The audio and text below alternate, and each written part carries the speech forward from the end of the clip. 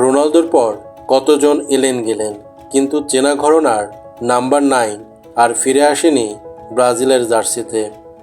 তাই অবধারিত প্রশ্ন এবার, ব্রাজিলের 9 নম্বর জার্সির ভার যার কাঁধে, সেই মেথুস কুনিয়া কি পারবেন কোটি ভক্তের দীর্ঘদিনের আক্ষেপ মেটাতে? স্পেন ও জার্মানি ঘুরে ইংলিশ প্রিমিয়ার লিগের ক্লাব উলফসে আসার পরেই মূলত আলোচনায় আসেন মেথুস কুনিয়া। দুর্দান্ত ড্রিবলিং স্কিল আর নজর কাড়া সব গোলের সৌজন্যে দ্রুত নজরে পড়েন ম্যানচেস্টার ইউনাইটেডের।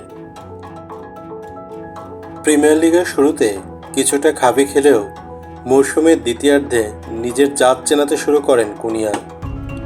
তবে ইউনাইটেডে তিনি আউট অ্যান্ড আউট স্ট্রাইকার নন, খেলছেন মূলত বাঁ প্রান্ত ধরে। নিজেকে তিনি পরিচয় করিয়ে দিতে ভালোবাসেন 9 পয়েন্ট হাব হিসেবে, যা মূলত নাম্বার 9 এবং নাম্বার 10-এর এক চমৎকার মিশেল। তবে প্রশ্ন আছে অন্য জায়গায়। ক্লাব ফুটবলে আলো ছড়ালেও ব্রাজিলের জার্সিতে কুনিয়ার পারফরমেন্স 10-এ কত দেয়া যাবে তা নিয়ে বিতর্ক হতেই পারে।